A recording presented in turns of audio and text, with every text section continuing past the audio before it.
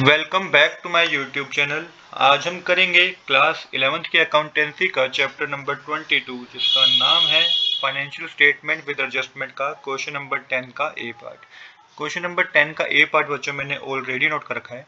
Question number 10 के ए part में आपको trading account, profit and loss account और बैलेंस शीट ही बनानी है। इसके बाद इसके साथ ही आपको कुछ एडजस्टमेंट गिवन है। इस एडजस्टमेंट को आपको समझना है और कहाँ का किस इस एडजस्टमेंट का इम्पैक्ट होगा इस चीज़ को आपको समझना होगा। तो सबसे पहले मैं एडजस्टमेंट ही क्लियर करूंगा। टोटल 5 एडजस्टमेंट है आपके पास।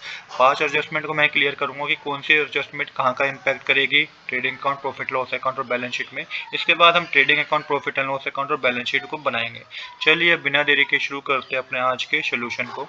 तो सबसे पहले क्या है बच्चों, सबसे पहले देखते हैं हमारे पास जो पहले एडजस्टमेंट गिवन है वो है general expense include ₹5,000 chargeable to furniture purchase on 1 October 2017। तो यहाँ मतलब क्या है, this means that the amount of 5,000 which should have been added to the cost of furniture was incorrectly debited to general expense। तो देखिए 5,000 का expense था जो एक्चुअल में फर्नीचर की कॉस्ट में ऐड होना चाहिए था, जिसको हमने मिस्टेकनली जनरल एक्सपेंस में क्या कर दिया, ऐड कर दिया। तो पहले तो इसकी करेक्शन को समझेंगे। तो इफेक्ट नंबर 1 क्या होगा, एसेट की करेक्शन करेंगे क्योंकि कॉस्ट ऑफ फर्नीचर में ऐड होना चाहिए था 5,000 रुपीज। तो फर्नीचर में आप 5,000 रुपीज क्या करेंगे, ऐड करेंगे बैलेंस शीट में एसेट साइड। तो एसेट में फर्नीचर का अमाउंट क्या, फर्नीचर का अमाउंट आपको 58,000 का गिवन होगा, जिसमें आपको 5,000 रुपीज एडिशन करना है और ये टोटल जो अमाउंट हो जाएगा 63,000 रुपीज होगा बिफोर डेप्रिसिएशन। अभी कोई डेप्रिसिएशन नहीं है मशीन फर्नीचर पे। तो आई होप कि पहले इफेक्ट को आप समझे होंगे क्योंकि बता रखा है ना कि general expense include 5,000 chargeable to furniture purchase on 1 October 2017। तो फर्नीचर के परचेज पे था 5,000 रुपीज का चार्ज, हमने जनरल एक्सपेंस में रोंगली डेबिट कर दिया। तो पहला इंपैक्ट तो आप इसको सही करेंगे, बैलेंस शीट में एसेट साइड 5,000 रुपीज आप फर्नीचर में ऐड करेंगे। दूसरा इफेक्ट क्या करेंगे, जो जनरल एक्सपेंस था उसको आप रिड्यूस करेंगे 5,000 रुपीज से। अब क्वेश्चन में आपको जनरल एक्सपेंस दे रखा है 18,000 रुपीज जो कि प्रॉफिट एंड लॉस अकाउंट में डेबिट साइड आता है। इसको आप माइनस करेंगे 5,000 रुपीज के, जो कि आपको मेंशन करना है जो कि रोंगली डेबिट था, मतलब कि फर्नीचर कॉस्ट में डेबिट होना चाहिए था, उसको हमने गलती से जनरल एक्सपेंस में ऐड कर दिया। वो फर्नीचर कॉस्ट में एडिट होना चाहिए था, उसे हमने गलती से जनरल एक्सपेंस में ऐड कर दिया। तो 5,000 रुपीज आप माइनस करेंगे, फर्नीचर कॉस्ट लिख के 13,000 रुपीज मेंशन करेंगे। इक्वल में 13,000 आएगा क्योंकि 18,000 में से जब 5,000 माइनस करेंगे तो 13,000 का अमाउंट आएगा। आई होप कि यहाँ तक आपको इस एडजस्टमेंट में बच्चों कोई डाउट नहीं है। तो यहाँ पे हमने बेसिकली क्या करा है, बेसिकली रेक्टिफाई किया है एडजस्टमेंट में, जो हमें बोल रखा था हमने वो कर दिया। इसके बाद चलते हैं अपने अगले उस पे। तो अगली हमें एडजस्टमेंट की मन है, create a provision of 5% on debtor for bad and doubtful debt after creating ₹30,000 at bad debts। तो देखिए सबसे पहले आपको 30,000 के बैड डेट्स गिवन है, तो एक तरीके से न्यू बैड डेट्स बोल लीजिए आप या फर्दर बैड डेट्स बोल लीजिए। इसको आपको प्रॉफिट एंड लॉस अकाउंट में डेबिट साइड मेंशन करना होता है। दूसरा क्या करना होता है, आपको बैलेंस शीट में एसेट साइड डेटर में से इसको माइनस करना होता है। तो सबसे पहला इफेक्ट तो ये है कि 30,000 के जो फर्दर बैड डेट्स हैं हम इसको प्रॉफिट एंड लॉस अकाउंट में डेबिट साइड मेंशन करेंगे। दूसरा ये है कि जो 30,000 रुपीज के फर्दर बैड डेट्स है इसे डेटर में से आप बैलेंस शीट में माइनस करेंगे एसेट साइड। तो 2,30,000 में से 30,000 के जो फर्दर बैड डेट्स है ये माइनस होकर 2,00,000 रुपीज आ जाएगा। अब इसके बाद अगली बात क्या रखिए, create a provision of 5% on debtor. तो अब न्यू प्रोविजन बनाना है आपको 5%। तो किस तरीके से बनेगा, डेटर की कॉस्ट जो आपको दे रखी है आपके क्वेश्चन में 2,30,000 की दे रखी है, उसमें से पहले 30,000 ये फर्दर बैड डेट से माइनस होंगे जो कि 2,00,000 रुपीज बचेगा। इस 2,00,000 पे बच्चों 5% आपको न्यू प्रोविजन बनाना है। तो 2,00,000 का 5% कितना होगा बच्चों, 10,000 रुपीज होगा। तो 2,00,000 का 5% 10,000 रुपीज होगा जो कि आपका न्यू प्रोविजन है। अब इसको कहाँ शो करेंगे इसको समझिएगा। तो 10,000 को भी आपको डेबिट करना होगा new provision for bad debts करके, प्रॉफिट एंड लॉस अकाउंट में 10,000 रुपीज भी क्या होंगे बच्चों, डेबिट होंगे। और बैलेंस शीट में क्या करना होगा, बैलेंस शीट में डेटर में से जो डेटर आपको गिवन थे 2,30,000 के, उसमें तो पहले 30,000 आपने माइनस कर दिए न्यू बैड डेट्स के, जो कि 2,00,000 बचा। अब इस 2,00,000 में से भी बच्चों 10,000 को जो आपने न्यू प्रोविजन बनाया है ये माइनस करना होगा। तो जो कि नेट डेटर आपके पास बचेंगे वो 1,90,000 रुपीज के बचेंगे। तो आई होप कि यहाँ पे तक भी आपको कोई डाउट नहीं होगा। इसके बाद क्या है बच्चों, इसके बाद अगली एडजस्टमेंट है हमारे पास जिसमें depreciation on furniture and fittings for the year is to be rated at 10% per annum. यहाँ पे डेप्रिसिएशन कैलकुलेट करना है आपको। तो देखिए जो फर्नीचर की ओरिजिनल वैल्यू थी वो 58,000 रुपीज थी। 58,000 रुपीज फर्नीचर की वैल्यू थी। 58,000 पे आप 10% कैलकुलेट करेंगे डेप्रिसिएशन तो 5,800 रुपीज होगा। 5,800 रुपीज क्या होगा, डेप्रिसिएशन होगा फुल ईयर का। बट यहाँ पे बात समझने वाली ये है कि ऑन एडिशन, मतलब आपको यहाँ पे कुछ और बात बता रखी है। वो बात ये बता रखी है कि 5000 का जो था ना, जो कि हमारे को पहली एडजस्टमेंट में गिवन था, 5000 रुपीज की जो पहली एडजस्टमेंट क्या थी हमारी बच्चों, पहली एडजस्टमेंट हमारी थी general expense include 5000 chargeable to furniture purchase on 1 October 2022। अभी तक तो बच्चों हमने क्या किया, 58,000 की मशीनरी की कॉस्ट थी जिसमें हमने 10% डेप्रिसिएशन कैलकुलेट किया तो 5800 रुपीज आया। बट यहाँ पे एडिशन क्या था कि 5000 रुपीज इसके भी थे पहली एडजस्टमेंट के, जो कि फर्नीचर में ऐड होने चाहिए थे। तो बच्चों इस पे भी डेप्रिसिएशन कैलकुलेट होगा, तो इस पे कितना डेप्रिसिएशन कैलकुलेट होगा, इस पे जो डेप्रिसिएशन कैलकुलेट होगा वो होगा सिर्फ 5000 मल्टीप्लाई आपको क्या करना है 10% से करना है, बट 1 अक्टूबर से 31 मार्च तक ही करना है बच्चों आपको। तो जब 1 अक्टूबर से 31 मार्च तक आप डेप्रिसिएशन कैलकुलेट करेंगे ये आपका आएगा 250 रुपीज। तो आई होप कि आपको समझ आया होगा कि जो 5000 पे हम डेप्रिसिएशन कैलकुलेट कर रहे हैं ये पहली एडजस्टमेंट से लिंक है। तो 5000 पे आप 6% 10% के हिसाब से 6 मंथ के लिए डेप्रिसिएशन कैलकुलेट करेंगे तो 250 रुपीज आएगा। तो टोटल जो डेप्रिसिएशन बनता है ना बच्चों 5800 प्लस 250 रुपीज, ये 6050 रुपीज का टोटल डेप्रिसिएशन होगा। मैं इसको एक बार दोबारा समझाता हूँ क्योंकि आप कंफ्यूज हो रहे होंगे इसमें। तो देखिए फर्नीचर की जो आपको बुक में वैल्यू बता रखी है 58,000 रुपीज बता रखी है, 10% डेप्रिसिएशन कैलकुलेट करने के लिए बोला है तो 5800 रुपीज, ये तो पूरे साल का डेप्रिसिएशन कैलकुलेट हो गया। अब जो मैं ये 5000 की बात कर रहा हूँ ये एडजस्टमेंट 1 से रिलेटेड है, जो कि 1 अक्टूबर वहाँ पे मेंशन था। तो 1 अक्टूबर से 31 मार्च तक 6 मंथ होते हैं। तो 5000 का 10% के रेट से आपको 6 मंथ के लिए डेप्रिसिएशन कैलकुलेट करना है, जो कि 250 रुपीज होगा। तो टोटल डेप्रिसिएशन आपका 6050 रुपीज होगा। अब इसको प्रॉफिट एंड लॉस अकाउंट में डेबिट साइड दिखाएंगे आप, डेप्रिसिएशन ऑन फर्नीचर करके 6050 रुपीज को डेबिट साइड दिखाएंगे। और साथ के साथ जो 6050 रुपीज है इसको फर्नीचर की एक्चुअल वैल्यू जो कि 63,000 रुपीज थी, जब वो 5000 रुपीज हमने प्लस किए थे ना, तो फर्नीचर की एक्चुअल वैल्यू 63,000 रुपीज थी, उसमें से आप 6050 रुपीज को माइनस करेंगे तो 56,950 रुपीज आएगा बच्चों। आई होप कि इस एडजस्टमेंट में भी बच्चों आपको कोई डाउट नहीं होगा। अब करेंगे अपनी नेक्स्ट एडजस्टमेंट बच्चों, जो कि है क्लोजिंग स्टॉक से related. Closing stock was ₹40,000 but there was loss by fire on 20 March to extent of ₹8,000। Insurance company admitted the claim in full. अब देखिए यहाँ पे सबसे पहले क्लोजिंग स्टॉक की बात है। क्लोजिंग स्टॉक आपको बता रखे हैं 40,000 रुपीज के, बट यहाँ पे देखेंगे आपकी स्टॉक जो स्टॉक है उसमें आग लग गई है, जिससे 8,000 रुपए की गुड्स में आग लग गई है, लॉस बाय फायर हो गया है। तो यहाँ पे देखिए सबसे पहले इफेक्ट समझ लेते हैं। सबसे पहला इफेक्ट तो ट्रेडिंग अकाउंट में क्या होगा, आपको परचेज में से आपको 8,000 रुपीज की गुड्स जो कि जिसमें आग लगी है वो आपको माइनस करने होंगे। तो 2,92,000 रुपीज की परचेज थी जिसमें 8,000 की गुड्स में क्या लग गई है, आग लगी है। तो ये आपको माइनस करके आपके पास आएगा 2,84,000 रुपीज। आई होप कि यहाँ तक आपको कोई डाउट नहीं होगा कि 8,000 रुपीज पहले हमने ट्रेडिंग अकाउंट में से माइनस किए। अब क्या है कि प्रॉफिट एंड लॉस अकाउंट और बैलेंस शीट का समझते हैं। Since the insurance claim admit the claim in full the loss is covered and the claim become an asset. अब क्या हुआ कि 8,000 रुपीज का गुड्स में जो आग लगी उसका हमारे पास क्लेम था, तो इंश्योरेंस कंपनी ने पूरा 8,000 रुपये हमें दे दिया। तो यहाँ पे क्या हुआ कि यहाँ पे बात समझिएगा, यहाँ पे हुआ ये बच्चों की 8,000 रुपये जो कि कंपनी ने हमें पूरा दे दिया, तो अब इसमें हमारे को कोई नुकसान नहीं हुआ। तो प्रॉफिट एंड लॉस अकाउंट में कुछ इसको मेंशन नहीं करना है 8,000 के बारे में। तो मैंने यहाँ पे ये मेंशन किया है, the loss of 8,000 is debited and the insurance claim of ₹8,000 is credited since the claim equal to the loss there is no effect on the profit and loss account. तो 8,000 रुपीज का जो loss था insurance company ने हमें 8,000 rupees credit कर दिए, तो अब क्लेम हमारा इक्वल हो गया, हमारा ना लॉस हुआ ना प्रॉफिट हुआ। तो इसको प्रॉफिट एंड लॉस अकाउंट में भी आपको मेंशन नहीं करना है। इसके बाद इफेक्ट नंबर 2 एसेट साइड समझिएगा कि एसेट में आपको क्या करना है, इंश्योरेंस क्लेम लिख के आपको 8,000 रुपीज मेंशन करने हैं करंट एसेट में, एसेट साइड। तो इसका इंश्योरेंस क्लेम को आपको मेंशन करना है बैलेंस शीट में asset side, but profit and loss account में आपको कुछ मेंशन नहीं करना। अब आगे समझते हैं आगे क्या बात कह रखी है। आगे बच्चों नेक्स्ट हमारे पास ट्रांजैक्शन है। आई होप कि यहाँ तक आपको कोई डाउट नहीं होगा कि किस तरीके से हमने इसको ट्रांजैक्शन को शो करा है। यहाँ पे एक और बात मैं आपको समझाना चाहता हूँ, जो क्लोजिंग स्टॉक थे 40,000 रुपीज के बच्चों, जो क्लोजिंग स्टॉक 40,000 रुपीज के थे, इसको भी हमें शो करना है। किस साइड शो करना है, इसको हमें शो करना है, एक तो हमें ट्रेडिंग अकाउंट में शो करना है किस साइड, क्रेडिट साइड, दूसरा हमें बैलेंस शीट में शो करना है एसेट साइड 40,000 रुपीज को। इसको भी आप याद रखिएगा। अब करते हैं अपने नेक्स्ट ट्रांजैक्शन।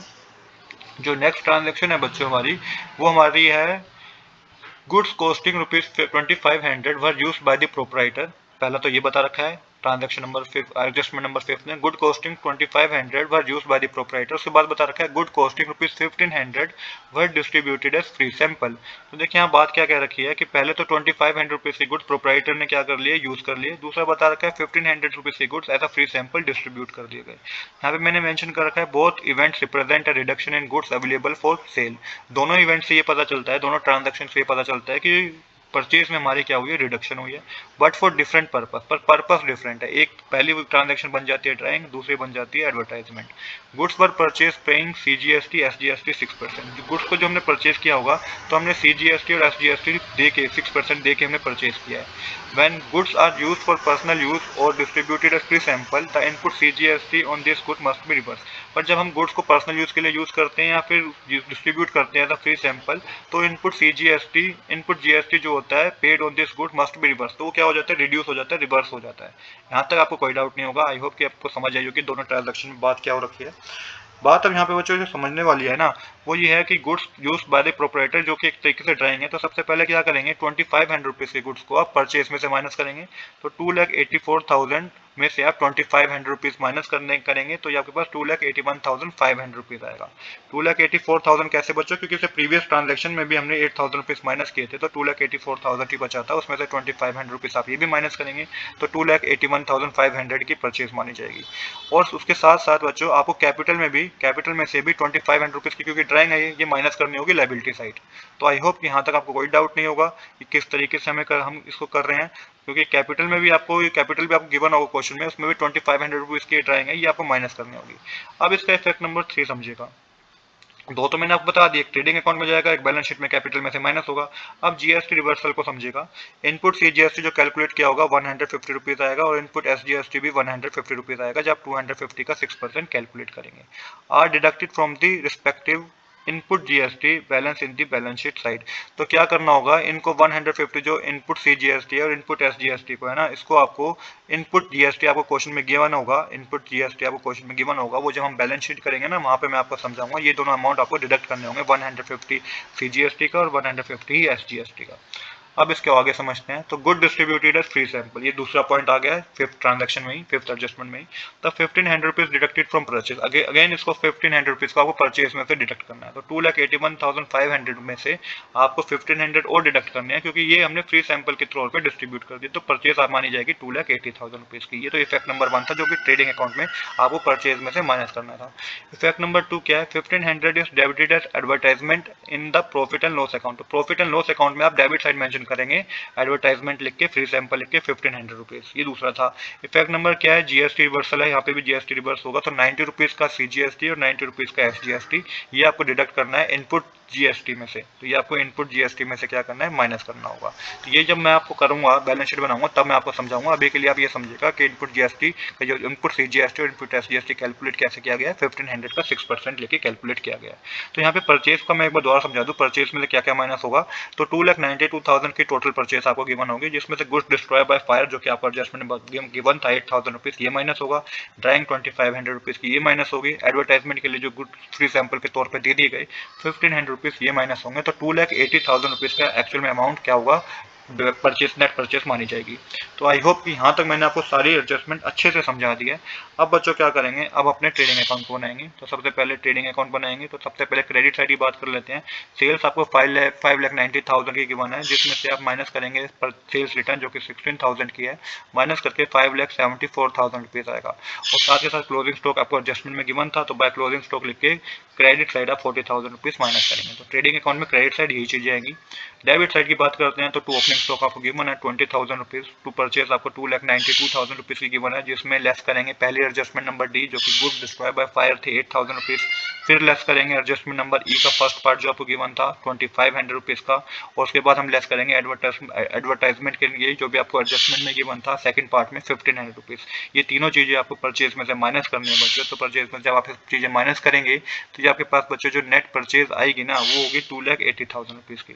इसके बाद फ्यूल एंड पावर गिवन है 34,000 रुपीज का।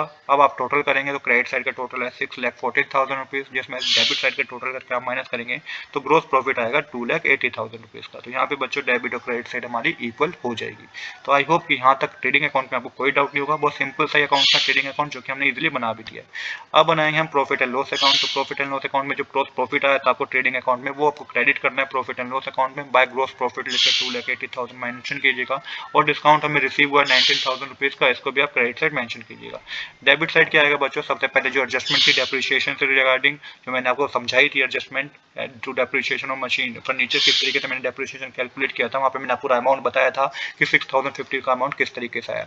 फिर जनरल एक्सपेंस गिवन है, जिसकी भी एक एडजस्टमेंट गिवन थी, जिसमें हमने फर्नीचर की कॉस्ट इसमें निकलते ऐड थी वो हमने माइनस करी थी 5000 रुपीज़। तो जो नेट जनरल एक्सपेंस क्रेडिट होगा ना बच्चों, वो डेबिट होगा ना बच्चों, वो 13000 रुपीज़ का होगा। ये भी मैं आपको एडजस्टमेंट में समझा चुका हूँ। फिर टू रेंट है 10,000 रुपीज़। फिर टू फर्दर बैड डेट्स है जो कि एडजस्टमेंट नंबर बी में गिवन थे 30,000 रुपीज़। इसके बाद आपको ऐड करना है इसमें न्यू प्रोविजन, जो कि हमने न्यू प्रोविजन बनाया था वो आप इसमें ऐड करेंगे, जो कि 10,000 रुपीज़ का था, वो न्यू प्रोविजन आप ऐड करेंगे। तो total bad debts and provision का अमाउंट जो डेबिट होगा ना बच्चों, वो 40,000 रुपीज़ का होगा। फिर डिस्काउंट अलाउ गिवन था 15,000 रुपीज़ का। फिर रिपेयर चार्जेस 2900 रुपीज़ के गिवन थे। एडवर्टाइजमेंट फ्री सैंपल जो एडजस्टमेंट नंबर ई के सेकंड में हमें गिवन थी 1680 रुपीज़, ये भी आपको डेबिट साइड मेंशन करनी है प्रॉफिट एंड लॉस अकाउंट में। सैलरी में 1,10,000 रुपीज़ आएगा और आप सबको टोटल करना है, तो डेबिट क्रेडिट साइड का टोटल है 2,99,000, जिसमें आप डेबिट साइड का टोटल करके माइनस करेंगे ना, तो ये आपका नेट प्रॉफिट आएगा 1,0370 रुपीज़। यहाँ पे आपकी डेबिट साइड और क्रेडिट साइड क्या हो जाएगी, इक्वल हो जाएगी। तो इस तरीके से बच्चों प्रॉफिट एंड लॉस अकाउंट हमने बना दिया। अब हम बनाएंगे बच्चों बैलेंस शीट। बैलेंस शीट थोड़ी इसकी मुश्किल होगी, आप देखिएगा कि बैलेंस शीट को हम किस तरीके से करेंगे। तो बैलेंस शीट में सबसे पहले बात करेंगे एसेट साइड की बच्चों, जो कि फर्नीचर एंड फिटिंग्स गिवन है 58,000 रुपीज़ का। इसमें आप ऐड करेंगे जो कि एडजस्टमेंट नंबर फंड में 5,000 रुपीज़ का अमाउंट था ना, जो कि फर्नीचर में ऐड करना चाहना चाहिए था, पर हमने उसको जनरल रिजर्व में ऐड कर दिया था। तो यहाँ पे आप वो 5,000 रुपीज़ ऐड करेंगे। तो यहाँ पे जो नेट वैल्यू बचेगी वो 63,000 की होगी, फर्नीचर की नेट बुक वैल्यू। इस पे अपने डेप्रिसिएशन भी कैलकुलेट किया था एडजस्टमेंट नंबर सी में, तो ये 6050 का डेप्रिसिएशन था। तो अब नेट जो बुक वैल्यू होगी ना फर्नीचर की, वो 56,950 रुपीज़ की होगी। गुडविल 16,000 की गिवन है। इसके बाद क्लोजिंग स्टॉक आपको एडजस्टमेंट में गिवन था, एडजस्टमेंट नंबर 4 में 40,000 रुपीज़ आप मेंशन करेंगे। इंश्योरेंस कंपनी का क्लेम, अब देखिए यहाँ पे हमारे को मेंशन करना है insurance company. Adjustment number D में हमें गिवन था, जो कि हमारा गुड्स डिस्ट्रॉय हुए थे फायर के थ्रू, वो पूरा इंश्योरेंस कंपनी ने क्या किया था, क्लेम कर लिया था, मतलब कि वापस कर दिया था उस अमाउंट का। तो एडजस्टमेंट में बता रखा था कि 8,000 रुपीज़ की गुड्स डिस्ट्रॉय हुए थे फायर से, तो 8,000 रुपीज़ इंश्योरेंस कंपनी ने क्लेम कर दिया। बट अगर आपने बुक में क्वेश्चन चेक करेंगे ना बच्चों, तो वहाँ पे मेंशन है हिंट में कि आपको जो गुड्स डिस्ट्रॉय हुए हैं फायर से, वहाँ पे भी जीएसटी कैलकुलेट करना है। तो 6% सीजीएसटी और 6% एसजीएसटी कैलकुलेट करना है। तो 8,000 का 6% सीजीएसटी बच्चे होता है 480 रुपीज़, और 8,000 का एसजीएसटी भी 480 रुपीज़ ही होता है। तो 480 प्लस 480 960 रुपीज़ होता है, जो कि आपको इंश्योरेंस कंपनी के अमाउंट क्लेम जो उसने किया था उसमें ऐड करने होंगे। मतलब 8,000 रुपीज़ का तो गुड्स का ही क्लेम था, बट क्योंकि क्वेश्चन के हिंट में बता रखा है कि जीएसटी भी हमने उसमें पे किया था, तो जीएसटी भी कैलकुलेट करेंगे। तो जीएसटी के साथ जो क्लेम का अमाउंट बन जाएगा ना बच्चों, वो 8,960 रुपीज़ का होगा। इसलिए मैंने यहाँ पे इंश्योरेंस कंपनी में 8,960 रुपीज़ लिखा है। इसके बाद नेक्स्ट हमें क्या गिवन है, नेक्स्ट हमें गिवन है इनपुट सीजीएसटी, जो कि आपका क्वेश्चन में 8,000 रुपीज़ का गिवन है, बट आप देखेंगे तो मैंने यहाँ पे 7,280 रुपीज़ लिखा हुआ है। क्योंकि इनपुट सीजीएसटी मैंने 7,880 रुपीज़ इसलिए लिखा है बच्चों। एक तो देखिए यहाँ पे आपके एडजस्टमेंट नंबर ई के दो पार्ट थे, फर्स्ट एंड सेकंड, उसमें आपने सीजीएसटी कैलकुलेट किया था टैक्स, पहले पे 150 किया था, दूसरी ट्रांजैक्शन पे 80 रुपीज़ चेक किया था। आप इस वीडियो को स्टॉप करके दोबारा उस एडजस्टमेंट पे जाइएगा, एडजस्टमेंट नंबर 5 पे, तो उसमें आपको पता चलेगा कि हमने पहली ट्रांजैक्शन पे एडजस्टमेंट नंबर ई की पहले ट्रांजैक्शन पे सीजीएसटी 150 कैलकुलेट किया था, दूसरी पे 90 रुपीज़ कैलकुलेट किया था। तो टोटल कितना हो जाता है, 240 रुपीज़ ये हमने कैलकुलेट किया था, राइट। 150 प्लस 90 कितना होता है, 150 प्लस 90 240, टोटल सीजीएसटी हो जाता है। तो 8,000 में से मैंने एक तो वो 240 रुपीज़ माइनस करी, दूसरा 480 रुपीज़ और माइनस करे, जो कि इंश्योरेंस प्रीमियम पे भी तो हमने सीजीएसटी कैलकुलेट किया था 480 रुपीज़, तो ये 480 रुपीज़ में हमने माइनस करे। तो कहने का मतलब ये है बच्चों, 8,000 में से हमने 240 प्लस 480 रुपीज़ माइनस करे, तो हमारे पास जो नेट अमाउंट आया इनपुट सीजीएसटी का, वो 7,280 रुपीज़ आया। इसमें से आप लेस करेंगे आउटपुट सीजीएसटी, जो कि आपको क्वेश्चन में गिवन है, जो कि 5,000 रुपीज़ का गिवन है, ये आपको एसेट साइड माइनस करना है। ये तो नेट सीजीएसटी आपका 2,280 रुपीज़ आएगा। सेम इसी तरीके से इनपुट एसजीएसटी बच्चों मेरे 7,280 रुपीज़ माइनस करा है, क्योंकि क्वेश्चन में तो 8,000 गिवन है, तो 7,280 का भी यहाँ पे सेम ही लॉजिक है, जो कि मैंने आपको इनपुट सीजीएसटी में बताया। तो 7,280 मैंने इसलिए मेंशन किया क्योंकि 8,000 में से पहले तो मैंने 150 माइनस किया, जो कि ट्रांजैक्शन नंबर एडजस्टमेंट नंबर ई की पहले ट्रांजैक्शन में हमने एसजीएसटी कैलकुलेट किया था। फिर मैंने 90 रुपीज़ माइनस करे, और फिर मैंने 480 रुपीज़ वो माइनस करे, जो कि इंश्योरेंस कंपनी में भी हमने एसजीएसटी कैलकुलेट किया था। तो ये माइनस करके हमारे पास 7,280 रुपीज़ आया, जिसमें से आप लेस करेंगे आउटपुट एसजीएसटी, जो कि 5,000 रुपीज़ का होगा। तो नेट एसजीएसटी भी 2,280 रुपीज़ ही आएगा। इसके बाद कैश एट बैंक आपको क्वेश्चन में गिवन है 18,000 रुपीज़, जो कि एसेट साइड मेंशन करेंगे। डेटर आपको गिवन है 2,30,000 रुपीज़, जो कि एसेट साइड मेंशन करेंगे। बट इसकी एडजस्टमेंट थी। एक तो एडजस्टमेंट नंबर बी थी जिसमें फर्दर बैड डेट्स गिवन थे 30,000 रुपीज़ के, वो आपको मेंशन करना है। और उसके बाद एडजस्टमेंट नंबर बी में ही आपको हमने न्यू प्रोविजन पता किया था जिसको 10,000 रुपीज़ का हमें कैलकुलेट किया था। तो जो ये दोनों चीज़ आपको माइनस करनी है, माइनस करके नेट डेटर आपके पास आएगा 1,90,000 रुपीज़। अब बात कर लेते हैं लायबिलिटी साइड की। तो लायबिलिटी साइड बच्चों कैपिटल 1,60,000 रुपीज़ की है, जिसमें हमें ऐड करना है नेट प्रॉफिट जो कि 1,370 रुपीज़ का है, और हमें माइनस करनी है ड्राइंग कितनी माइनस करनी है, एक तो अब इसके बाद बच्चों नेट प्रॉफिट जब आपने ऐड कर लिया 1,370 रुपीज़ कैपिटल में, अब लेस करनी है आपको ड्राइंग। तो ड्राइंग देखिए, एक आपको 58,100 रुपीज़ गिवन है, प्लस में एडजस्टमेंट नंबर ई में भी आपको ड्राइंग गिवन थी जो कि 2,500 रुपीज़ की बता रखा था कि उसने पर्सनल यूज़ के लिए क्या कर लिया, विड्रॉ कर लिया। तो 58,100 प्लस 2,500 बच्चों को कितने होते हैं, ये होते हैं बच्चों आपके 60,600, ये आपके 60,600 होते हैं। बट आप यहाँ पे देखेंगे अमाउंट तो लिखा हुआ है 60,900। तो ये 900 क्यों लिखा हुआ है, 300 रुपीज़ फालतू क्यों लिखे हुए हैं बच्चों, 300 रुपीज़ फालतू इसलिए लिखे हुए हैं, एक्स्ट्रा इसलिए लिखे हुए हैं बच्चों क्योंकि जो 2,500 है वो गुड्स पे CGST और SGST भी कैलकुलेट हुआ है 6%।